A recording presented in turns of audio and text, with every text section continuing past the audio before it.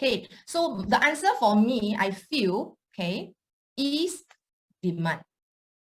Whether is it leasehold, whether is it freehold, whatever kind of property, I think demand is the key for everything. Okay, if there is no demand, no matter what kind of pricing, no matter how good your product is, nobody is going to buy from you, right? But if there is strong demand, it doesn't matter what kind of pricing, the pricing will just go towards the direction of the demand. Don't you agree with me?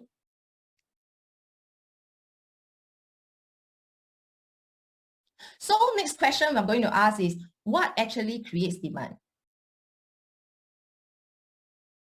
Happy living, right? I mean, whether is you, I mean, the place you stay there, right, must be happy. You must be happy staying there. Hence, if you're happy staying there, a lot of people are happy staying there, that will be the demand for that location or for that development. And of course, it's making money, right? Whether is it investment or whether is it for own stay, ultimately, I think this is the biggest asset that one may purchase. So making money to a lot of people is pretty important. If it's not the most important, I would think that is like the second most important, right? So that's why I have these two, which, so today's topic, right, I'm going to go along this line that to share with you actually these two important factors that will create demand. So happy living and making money. But let's look at happy living. What actually constitutes happy living?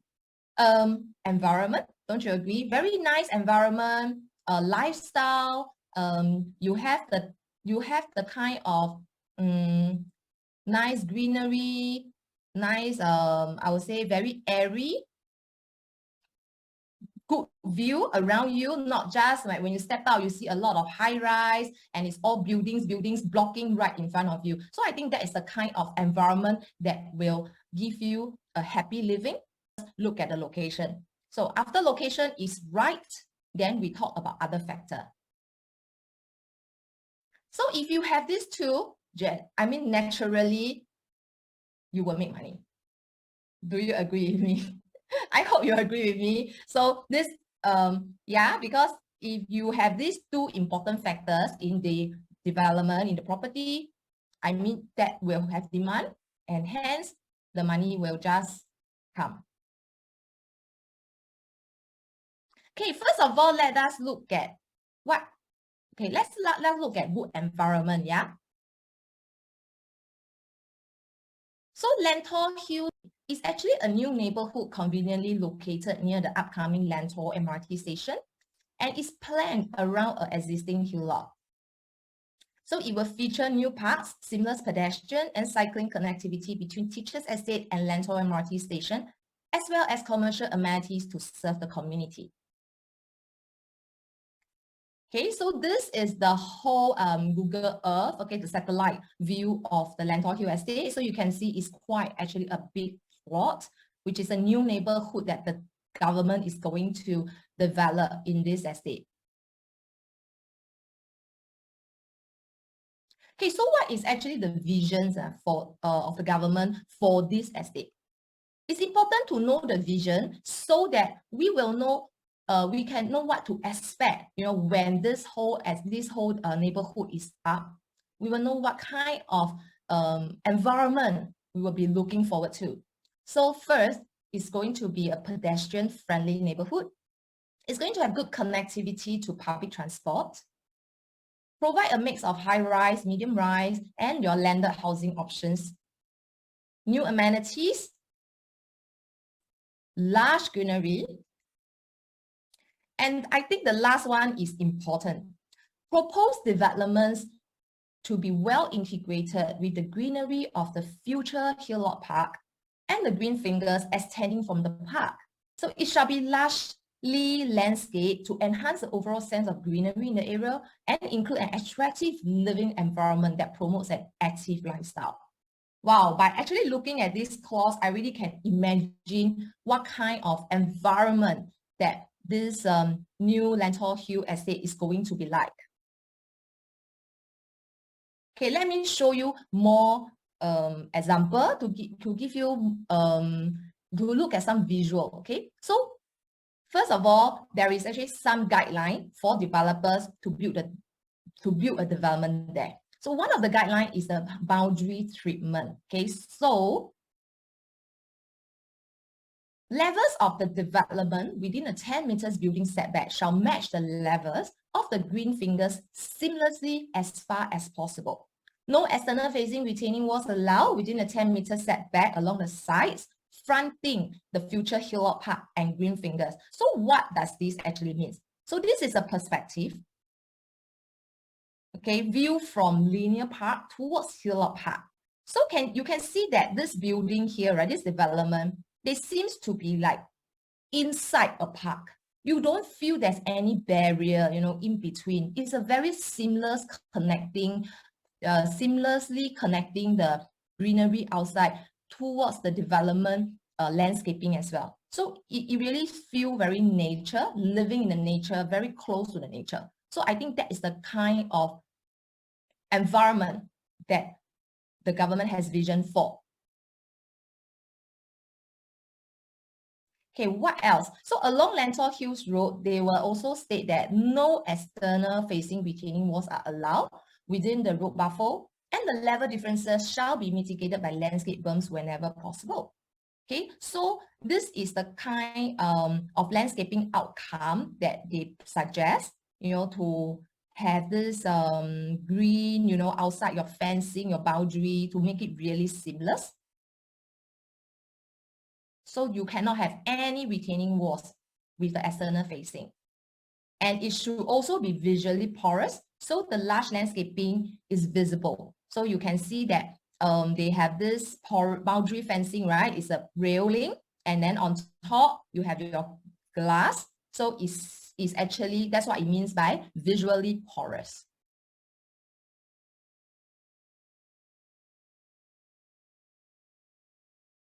And the design, most importantly, needs to be well integrated with the landscape design. Solid walls are not allowed. So more example of your porous boundary fencing.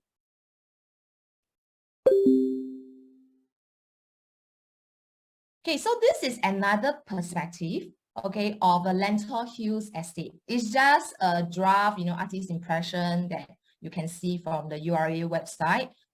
So this is how it should be like. You see a lot of like green, even like the rooftop of the building, you see green, a lot of landscaping all around it. So by now you should know one of the environment that you will be staying in is expecting to have large greenery, right? So, but why this kind of concept? This is actually to match whatever that is already existing there. Look at this map. So this red dot here, of course, is a Lentor Hill estate. But what about all this green patch? What is all this? These are all your nature. Okay, so you have your Thompson Nature Park, Windsor Nature Park, Upper Seletar Reservoir Park, Upper Pierce Reservoir Park, and Merrittree Reservoir Park. So can you see that this is a whole patch? You are just right next to the nature. So how can you not to, you know, enjoy this kind of living when you are there? This kind of environment, it will just make you feel happier, you know, when you step out of the house, fresher air, right? And there are almost 30 hectares of the Lentor forest. Wow, look at the trees. And that's not all.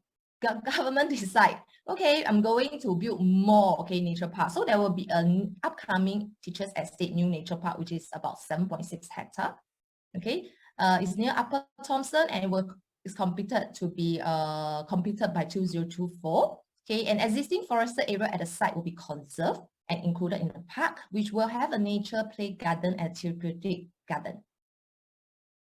The park will also link the catchment nature reserve to Lower Seletar Reservoir, which is here, laying all the way. Okay, so this is artist's impression of the new Teachers Estate Nature Park. So if you are really a nature lover, I think by now you should be falling in love with this estate already.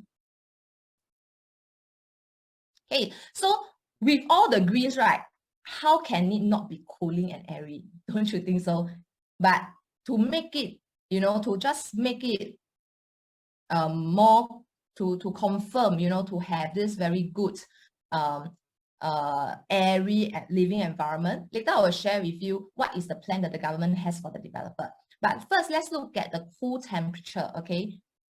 This is a map of the temperature in Singapore that I gotten yesterday. So you can see that Lentor is around this location. Okay, and you can see it's slightly yellow, lighter yellow. So your temperature, right, will be somewhere between 25 to 25.5. So generally, you can see it's actually a cooler place compared to your lower part of Singapore. Okay, so cool temperature, I think, is a given if you stay in this location.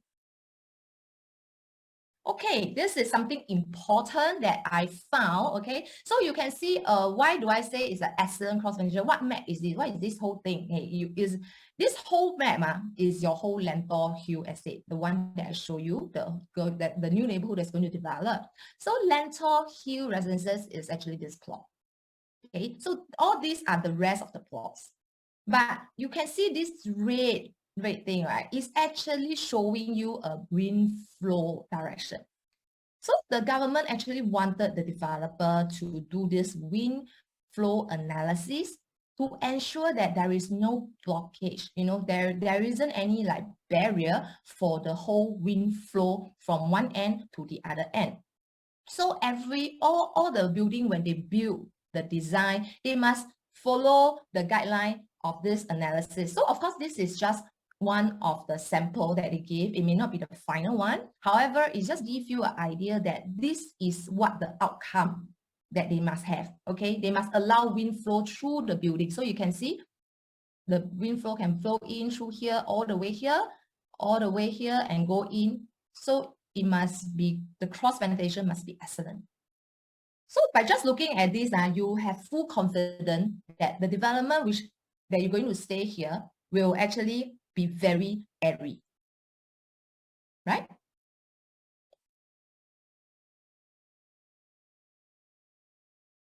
Okay, so we share about tranquility, we share about greenery in this location. But come to think of it, whenever you come across a location, right, that give you a lot of tranquility and a lot of greenery, right? Usually, most often than not, right, they are ulu, right, which is inconvenient. Yeah, I mean, frankly speaking, you think about it, can you name me some location that you has both tranquility and greenery, and yet you find that it's super convenient? Is there such a location in Singapore? Share with us in the chat.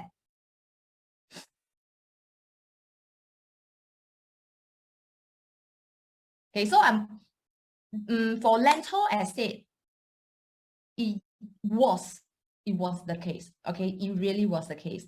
Tranquility, you have greenery, and it's indeed quite ulu. It's quite inconvenient. So to some of my friends, right, they don't even know where is Lentor. Okay, but today's session, I hope that you all can have a new understanding of this location, Lentor. Okay, because of the development that's going on, the transformation that's going on in this location, that makes this statement no longer correct.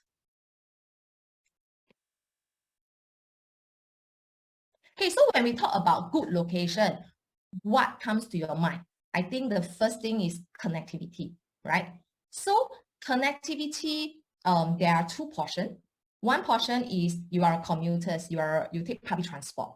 Okay, and next one is you drive, okay, in terms of by driving, is connectivity good enough as driving? So we will be looking at two aspects here for this location and whether Lentor Hill Estate can be considered having good connectivity.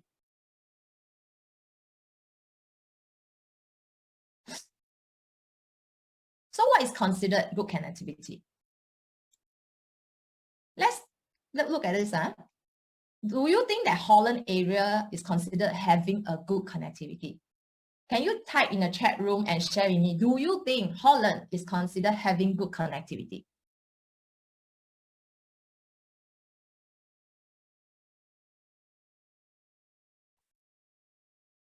Yes. Okay. Yeah, we have a lot of people agree with me that Holland is considered having good connectivity. Very good. So let's look at how connected is Holland. Okay, so this is actually taking from Google Map. I do a search. If from Holland Village MRT station, okay, I would like to travel to Raffles Place MRT station. How connected am I? How fast can I reach Raffles Place? Okay, I use the timing as a normal weekday working timing. So this is 16 Jan, which is on a Monday, 8:30, assuming I need to go to work. Okay, so how long can I reach there? 30 minutes. Okay, 30 minutes by train and 24 minutes by car.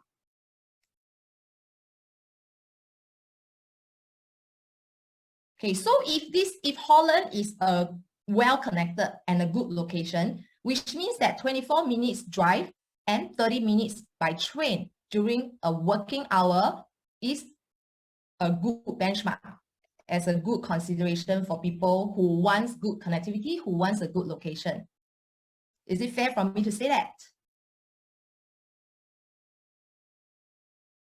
Okay, then next, let's talk about Orchard. Okay, shopping belts. We just take Ion. Okay, so if let's say from Holland, I want to go Ion, how fast can it take me there? So, okay, I also use the same timing, okay, to be fair. So it's a good comparison. It looks like driving is so much faster, 60 minutes now, okay? But in terms of the public transport, actually, it's not very big difference. It's 29 minutes. Okay, interesting. So now let's look at Lentor. Okay, Lentor to Raffles Place with the same timing. Okay, 8:30 on a Monday. Okay, let's recap. So Holland to Raffles Place, 24 minutes by car and 30 minutes by public transport. So if let's say now I'm going from Lentor, how connected am I? 30 minutes by car, okay, not too bad. And 34 minutes by public transport. So technically, Lentor is just an additional 6 minutes drive and additional 4 minutes by public transport to Raffles Place. And what about Ion? Holland to Ion is 60 minutes by drive and 29 minutes by public transport. So from Lentor, drive, it seems a bit further, much further. It's an additional 10 minutes by drive. However, interestingly, public transport is actually faster. You has a 6 minutes reduction in time to go Orchard compared to you are in Holland. Wow, looking at these stats, don't you think that Lentor is not Ulu at all? It's so much nearer to Ion when you take the public transport. Isn't that amazing? I think this is like a wow. You know, when I was looking at the stat, I was like, wow, it's a bit unbelievable. So that's why I say today, I really want you to have a new understanding of Lentor location. Okay, but why is this possible? Why is this possible that Lentor, you sure is nearer to Orchard? We really have to thank the government for Thomson East Coast Line. Because of the Thomson East Coast Line, it really brings us so close, you know, to the places that's along this line. Okay, so this is the brown one will be your Thomson East Coast Line, okay? And Lentor will be right here. So you can see, later I will show you more on the map of what is it. But because of this line, right, traveling to Orchard past last time needs about 45 minutes. But now you only need about 22 minutes for the train ride. You can see how amazing this line is and how much it actually helps this location. Okay, so a bit more like, okay, you can go to Stevens, you want to go Raffles, you want to go, you have kids going to Chinese girls' school. I mean, you can just take the train now for 12 minutes. And Botanic Garden, Glen Eagle, 14 minutes, right? Tanglin Mall, Camden Medical, Ion Orchard, Wheelock Place, only 18 minutes train ride. And Great World City, 20 minutes. Right, so you have your Havelock, you have Outram Park. If you need to go to SGH, you need to go to Outram area, 24 minutes. right? And Shenton Way, where all your CBD area, 27 minutes now to just reach the CBD, or Marina Bay in 29 minutes, and Gardens by the Bay within half an hour. So this whole Thomson East Coast Line really, it really improved the connectivity a lot in this location. And you can see that, not only that, there is also, with the Cross Island Line coming up, in the long term, denser network will join up all the neighborhoods and facilitate intertown connectivity as well. So journeys to the city and across the island will be supported by Thomson East Coast Line and the Cross Island Line. So you can see it's all connected. This is the whole Ang Mo Kio area. Okay, it connect you towards Yishun, towards the Seletar Hills, Serangoon, Long Tran. So this whole place will be well connected in the long run. So that is for your public transport. What about for people who drive? This is another godsend. You know, North-South corridor. Do you know how amazing is this North-South corridor? When I was doing my research on the whole North-South corridor, it really blew my mind. Like how it has bring the south to the north, you know, within such a short distance. It's amazing. So today I really want to share a little bit more on North-South corridor to let you have a better understanding how this will really benefit the connectivity for north to south, how people can really benefit from this. Okay, so North-South corridor is supposed to be expected to complete by 2027. And it's Singapore's first integrated transport corridor featuring dedicated bus lane and cycling trunk routes. Commuters will benefit from faster bus journeys and express bus services. Cyclists will benefit from the dedicated cycling trunk routes into the city. And pedestrians will enjoy wide and shaded walking paths along the corridor. Okay, let's look at a short video about the North-South corridor. Imagine a greener future in a city with fewer cars, where walking, cycling, and riding public transport is the Singaporean way of life. Let's set the wheels in motion to our future. A future with smoother journeys made possible with the North-South corridor, connecting towns in the north to the city centre. The North-South corridor allows city-bound traffic from the north to ease in the morning during peak hours. In the evenings, homebound traffic is reduced. The North-South corridor runs parallel to the Central Expressway and will help ease heavy traffic on the CTE as well as the nearby Thomson Road and Marymount Road. Look forward to a smoother commuting experience with the North-South corridor. Oh, and do you know that the North-South corridor was originally conceived only as an expressway? Motivated to build a walk-cycle-ride future, it's been redesigned into our first integrated transport corridor with dedicated bus lanes and cycling trunk routes, moving us a step closer to our Land Transport Master Plan 2040 vision. A cleaner and greener land transport system and a higher quality of life for generations to come.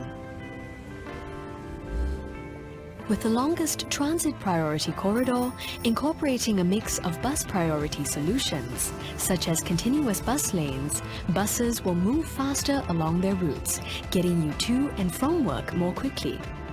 Strategically located ramps will enhance connectivity along the corridor, cutting bus travel times to and from the city by an average of 10 to 15 minutes. Take a leisurely stroll or cycle down the network of footpaths and cycling paths that are integrated along the North-South corridor. Or simply coast down to the city centre along the cycling trunk route that spans the entire corridor.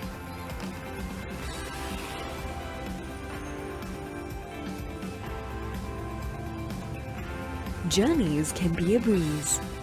They can be smooth and connected for you and your loved ones.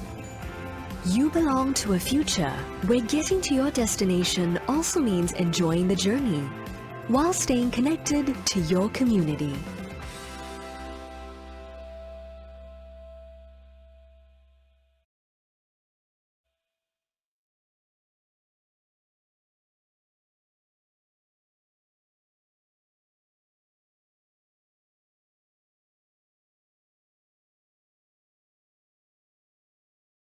Okay, so what exactly is the benefit of North-South Corridor? Okay, it actually connects towns along this whole stretch, Woodlands, Sembawang, Yishun, Ang Mo Kio, Bishan, and Toa Payoh, with the city center. So you see there are 16 entrances and 17 exits that will really create a lot of ease for them to travel to city, and it links up the expressway, SLE, PIE, and ECP. Most importantly, I think it relieves the heavy traffic on the city. For those who use CTE, right, you know that it's really a pain. It's really a pain to travel on city now. But by having the North-South Corridor, it really relieves the heavy traffic by around 10% to 15% during peak hours, okay, which is presently the only route from the north to central of Singapore. So the continuous bus lane along the North-South Corridor will be able to reduce bus traveling times to the city by up to 30 minutes, okay, through morning and evening peak express bus services. And there will be a cycling path, okay, along the entire stretch of the highway, link up the park connector, the dedicated cycling path network within the HDB towns to the city center.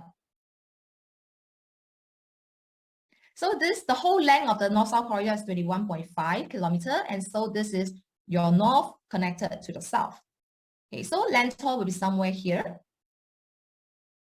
And let's look at how near, okay, are we to the North-South Corridor. So this is actually the tunnel, the North-South Corridor tunnel near Lentor. So it's actually in Ang Mo Kio, Street 61. Okay, so the entry ramp is here, Ang Mo Kio Street 61. Opposite is the Anderson JC. Okay, so where is Lentor Hill? Lentor Hills Residences is right here. So if we map it out, right, you will actually reach your entry of the ramp to North-South Corridor. And it's only 3 minutes. So for driving with the North-South Corridor to the city center, it will be very, very convenient once the North-South Corridor is ready.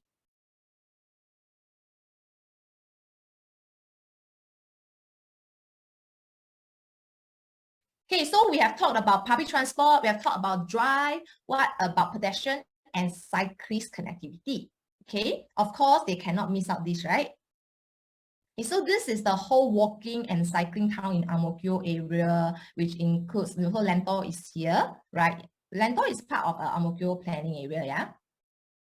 So you can see we have like all the parks. Okay, so this is a cycling path, okay, in phases. So you have your pink one, okay, by 2023. Then you have your blue one by 2026. So all these paths will be linked up and they will be all connected inter-town. Okay, so whether you are pedestrian, cyclists, commuters, drivers, you will be well connected. That is what I can say. Okay, so now we have already talked about location in terms of connectivity, right? Other than, okay, we have covered connectivity. So other than connectivity, what do you think is important in a location? What will people look at next? You know, other than just transport. Now by staying here, I can go to anywhere. I can go to the city center. I can go to places easily. Okay, so next I will look at what will be the thing that you'll be looking at. What must be in this location for a happy living? You know, for a good living, what should be the next consideration? Come, make a guess. What do you think will be the next consideration other than transport? Very important. Yes, okay, amenities. What else? Anything else? Amenities, schools, okay, school. Yes, I think we are on the same page, okay? At least our frequency is the same. Schools, okay? So what is deemed as a good occasion other than connectivity? Of course, schools is important, right? For parents with young kids. So let's look at what kind of school Lentor Hills Estate provides. Okay, which is the most popular primary school in Ang Mo Kio planning area in 2022? Okay, I'm sure everyone will be keen to know. Hey, there are actually 7 primary schools in Ang Mo Kio. And the rating of this primary school is based on the school's popularity in phase 2A of the 2022 primary 1 registration exercise to determine its popularity. And it does not include primary school that are not admitting new students. Okay, so primary school popularity, 7 primary school. The most popular is CHIJ, St. Nicholas Girls School. But hey, what if mine is boy? Then how? What school can I consider? Well, the next one you have, let's look at Anderson Primary School, which is the second most popular. Okay, but because the location, the one map, they are not properly plotted out, right? The building, everything is not up on one map. So there is no there is no answer to whether this development is within 1 kilometer to CHIJ St. Nicholas Girls School. So I put on my research cap and do this for everybody. So this is the map, okay, from one map. Okay, so I did the first check. Okay, whether is it 1 kilometer to CHIJ. Okay, you see the red building and you see the blue building. Red building means they are within 1 kilometer radius, okay, from St. Nicholas. And blue is within 2 kilometers. So land parcel A, which is our Lentor Hills Residences, is actually at this plot, okay, over here. And if I put in a 1 kilometer, so okay, CHIJ is here, yeah. So if I put in a 1 kilometer radius circle, okay, estimate lah, how agak-agak, you can see that it didn't cover 100%, but it covered more than 50% of the land plot. Okay, if I do this analysis. So it seems like quite a good chance, right? Okay, no problem. What about I do a second check? URA space. Okay, so URA space, I do within 1 kilometer. Okay, CHIJ is over here, and this is automatic plot by them. Just now that one is manually I draw. Okay, so this one is plot by them, and Lentor Hills Residences is here. Oh, it seems like it tallies with what I did just now. Okay, so this is a good inclination for you if you are looking, you know, to enroll your kids in CHIJ.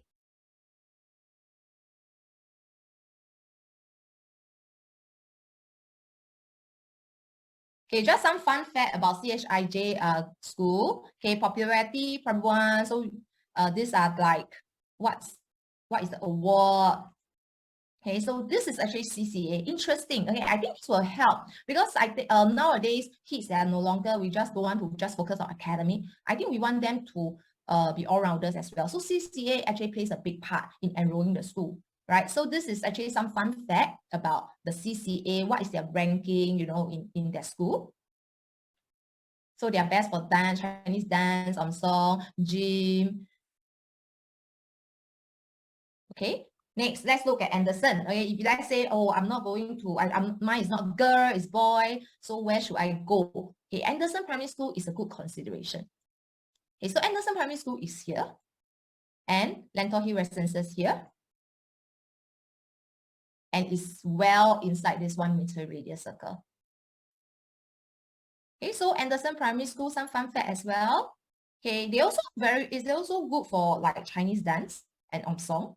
Band brass. So wow, it seems like the kids there are very musically inclined. So if your kids are into music, then I think whichever school, CHIJ or Anderson, would be very good for them because of their strong CCA in music.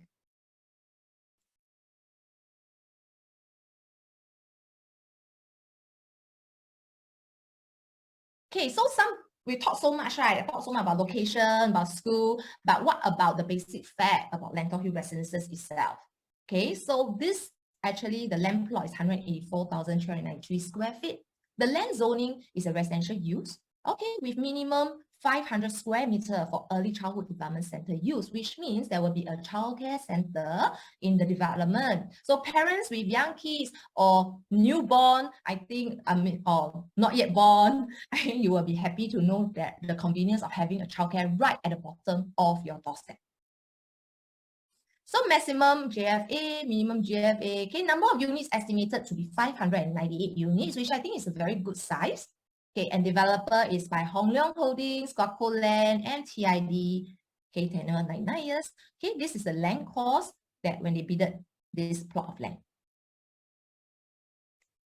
Okay, this is the estimated unit mix that we'll be expecting from this development. It ranges from your 1 bedroom to 4 bedroom. Okay, so you can see the 1 bedroom, you actually have like 10 to 15%, 2 bedroom, and the 3 bedroom probably about equal share. Of course, the 4 bedroom, as per tradition, is always like slightly lesser than your 2 and 3 bedroom. Okay, so interestingly, you see there is a 2 bedroom dual key and 3 bedroom dual key in this development. I think this is worth considering and interesting unit mix that you don't get to see in a lot of the developments.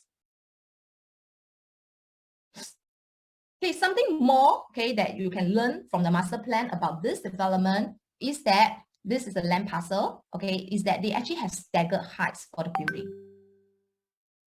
So those that fronting the Lentor Hills Road is 8-story, and in the middle will be a 16-story. Okay, and here will be maximum 23-story. Okay, so this story, it means the maximum that the developer can build. Yeah. Okay, so 8-story, 16, and 23. But of course, this is just a guide, okay, from the master plan. And once the developer has come out with a confirmed plan, we will share more. Your agents, your ERA trusted advisor will actually can share more with you. Yeah. Okay, it's good to know is that they were going to build a covered link way to Lentor MRT. So Lentor MRT, you can see this is one of the entrance. Okay, and there will be covered link way. So developer needs to build a 2.4 meters wide covered walkway, link way, okay, and a 2 meters wide cycling path. So you see the yellow and the pink, right? It means the walkway and the cycling path 2 in 1. And this one, double volume sky terraces. Remember I talked about this visually porous, boundary treatment, okay, in this building. So this is one of the requirements for them to build minimum 1 double volume sky terrace within each tower. So you see in between got this hole, right? So this is actually the sky terrace, okay, and it must be located at 8-story or higher. All right, so just now we show that there's 3 staggered building height. So you have the low rise, mid rise, and high rise. Of course, low rise is only up to 8-story, hence you do not need to build this double volume. But the mid rise and high rise, okay, this is required. This is very important, for the airflow and also for your whole seamless look from the outside green to the inside landscaping. All right. Okay, something interesting about this site is there is actually a very, very tall tree now in the middle of this plot, and it's supposed to be conserved.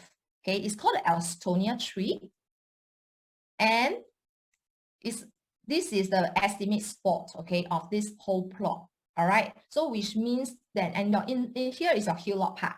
Okay, so the Alstonia tree will be like a landmark, okay, a trademark for this building to build, around it, to design around this tree. Okay.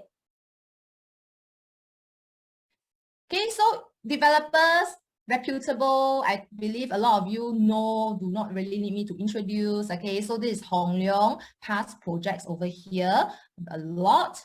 Okay, and I think the most recent one will be your Avinia, Meadwood, Jovel, Tate Residences, Penrose. Okay, and Guocoland, also very famous and reputable. Also don't need me to introduce. Okay, so Guocoland, current development will have your like Mayor Mansion, Midtown Modern, Midtown Bay, and Wall Lake. And TID. Okay, so TID, you have your like Brownstone EC, Piermont Grand EC, okay, One North Eden. Okay, so all these are the more recent one for One North Eden. Okay, so if you were to ask me, hey Joel, yeah, okay, now I'm kind of agree, okay, I'm convinced that this is a good location. It has good environment. I mean, good connectivity, good environment. It has a school for the school-going kids. But if there is, just like you mentioned, demand, right? But if the whole of Singapore do not have demand for buying houses, then how? So what if it's in a good location? So what if the environment is very good? So do we actually have strong demand in terms of property purchase or not? Okay, let's look at some of the data. Okay, outside Central Region projects take up rate on launch day and recent launches, you see that the take-up rate is actually very strong, right? Your Amor residences in Amor Gyo, 98% sold. Even Tenet EC, 72% sold. Okay, in Tampines, your Thai Eden at Bedok, 75% sold. You see another EC, Copen Grand, and Lentor Modern, which is the first plot in this Lentor Hill estate, 84% sold on launch day. Okay, so it shows that actually the demand is very strong and people are buying, many people are buying. And if you know, if you're in the market, yesterday was the launch for Seneca Residences and they did very well as well. So they sold 60% in one day. Okay, so if you tell me there is no demand in terms of property purchase, I don't think the numbers tell otherwise, right? Then what about, okay, I'm going to share with you very interesting data about own stay.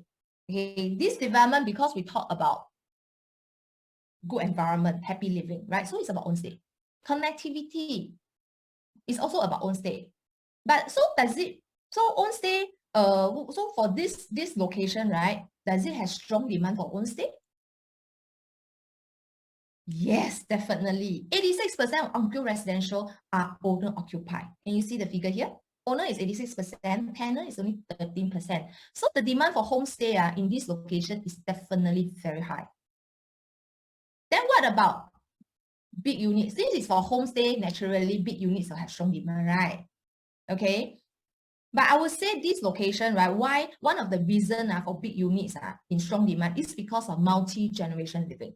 If you look at this chart, okay, it's based on census of population 2020, okay, in the Ang Mo Kio planning area, you can see range from 25 years old all the way to 74 years old, right? It's actually quite balanced, the number of residents here. So which means that this location, you have like various ages and it's perfect location for multi-generation living. And I would think it's a strong demand for multi-generation living as well. Okay, this is also the reason why a multi-generation living is important. Okay, you can see that the Singapore old age support ratio is declining. Okay, what does it mean? It means that, you know, every, how many, so you see this is a ratio, right? It's declining from 1990 all the way to 2022. It's actually declining. So now, as of last year, is actually the ratio is 1:3.8. So which means that every 65 years and over, you have 3.8, age 20 to 64 to support. Okay, so that's what it means. Okay, so this chart is also shows that, okay, the circle means 2012 and this bar means 2022. So you can see this age group, the older age group, right, from 60 years old. Okay, you see that it's increasing, right? It's actually more than last time in 2012. And because of that, this comes to, you need to house, that means the elderly needs to stay with someone who can take care of them, all right? Because there will be more like elderly living arrangement needs to be done, okay? So if you look at the stats here, right, the blue one is a big portion. 42.2% of the elderly is living with children but without spouse. So which means that one of them have already passed on and left one, but they need the care of their kids. All right. So with this stats and with the old age support ratio, we realize that there's actually increasing need to stay with your old age parents.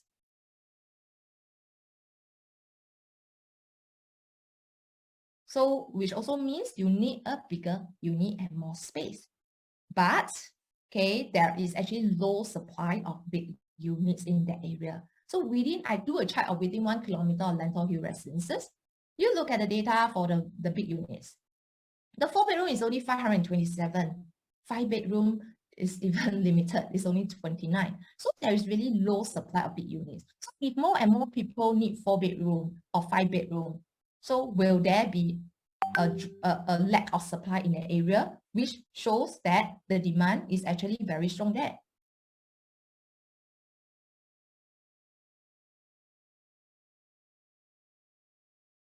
But what about, can they afford? Do they have enough purchasing power? And what is the market sentiment, okay, going on at this point of time? Okay, let's look at some key household income trends 2021. Okay, this is the latest that I can get. Look at here. This is per household. Actually, it's increasing there. So it's increasing, right? But you will tell me that, yeah lah, income increase, but property prices increase even more, right? Inflation more. So this income doesn't mean anything. Doesn't mean that I have strong purchasing power than before, even though my income has increased. Come, let's look at this. This is actually a chart by Reuters to show the Singapore real wages. Okay, so what is real wages? Real wages is actually nominal wages adjusted for the effects of inflation. So they really adjusted the inflation to show the real purchasing power of the residents. So you can see it's increasing also. So it's not just income increase. Even after factor inflation, right, it's still increased. That's why there is actually true spending power in here that we are looking at.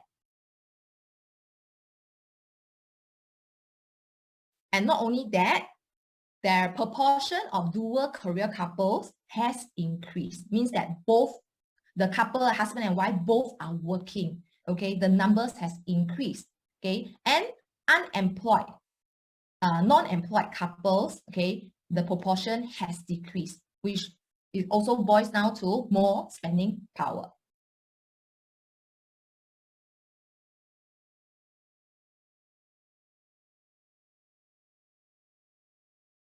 Okay, what about the market sentiment now? What do actually most of the analysts and economists feel about this year, 2023 Singapore economic growth? Okay, this is actually taken from Business Times 2nd Jan 2023.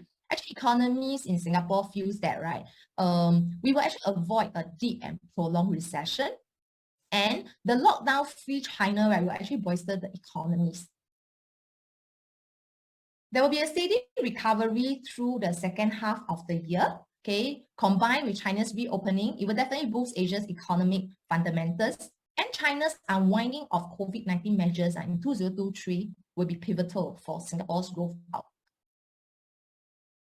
So it seems that they actually have good confidence in the economy. And let's look at Lentor Hills future land prices, land plots. Okay, so it also determine, right, the market sentiment. It also makes you feel, right, how the developers feel, about the economy. Are they confident to enter, and get new plots and develop new lands? New development, right? So let's look at this Lentor Hills estate or GLS plot. So Lentor Modern is here, which is the first plot that has already been launched. Lentor Hills Residences will be here.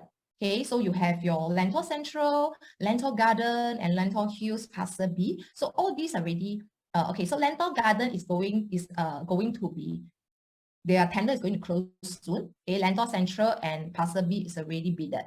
Okay, the rest you have coming. You have plot 4, 5, 6, 7, 8, 9. Okay, that is upcoming in this whole estate.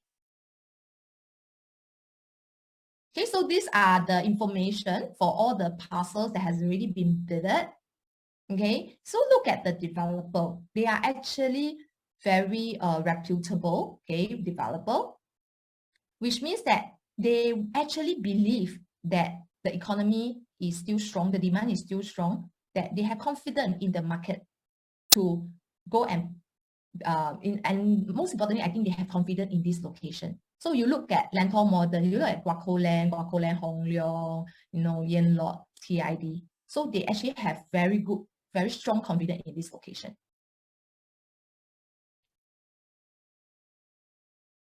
Okay, strong demand for new homes. We have very low supply. Only two developments that are fairly new. Okay, so if it's all meant for own stay, right, does it mean that you cannot actually buy for investment? On the contrary, I think because it's very suitable for own stay, the best product for you to buy for investment is product that is very suitable for homestay. Why? Because actually big units provide higher gains. Let's take a look at example of the nearby development panorama. If you look at the annualized return, right, I sort by the highest annualized onwards, yeah. And the number of bedrooms that is being that's fall under this profitable sales transaction. Actually, the highest 7.2% to 5% annualized gains are mainly for your 3 bedrooms and above. The meadows appears as well. Your annualized gains are 14.6% to 9% are mainly for 3 bedrooms and above. And Carlos, 22.4% to 11% annualized gains are also mainly for 3 bedrooms and above. So you see that actually the higher gains ones unit are mainly your bigger units, because there is a very strong demand for own stay in this location, which I already showed you just now, right? Okay, so how can you be prepared for the launch? Okay, but if let's say you plan to buy a unit, let's say for own stay, and you need to sell first, right? Before, so that you don't want to pay, because you don't want to pay ABSD.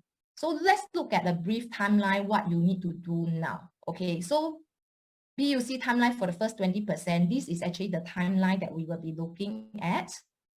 Within 8 weeks, you need to prepare 50%, and this is the crucial period.